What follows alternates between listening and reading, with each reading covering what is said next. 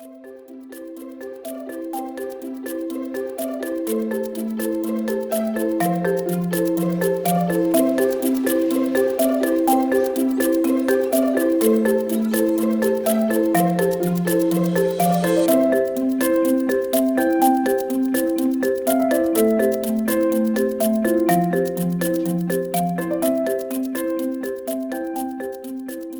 hedder Henrik, og jeg kunne rigtig godt tænke mig at mødes med nogen og få rørt mig lidt, spille badminton, andet. Det kunne være super hyggeligt.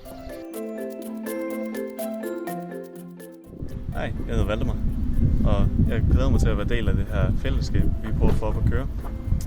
Mest af det, fordi jeg som en, der er gået på efterskole med meget idrætsfokus, så glæder jeg mig til noget mere varieret aktivitet, end bare at gå ned i træningscenteret og være for sig selv. Hej, jeg hedder Mette. Jeg er 48, men hvem tæller efterhånden? Jeg bor i Skørping sammen med mine 2 piger. Jeg kan rigtig godt lide at være fysisk sammen med andre mennesker. Og jeg glæder mig helt vildt meget til at lave nogle sjove ting sammen med jer. Det kan være at spille badminton, eller det kan være at bruge naturen, gå en tur.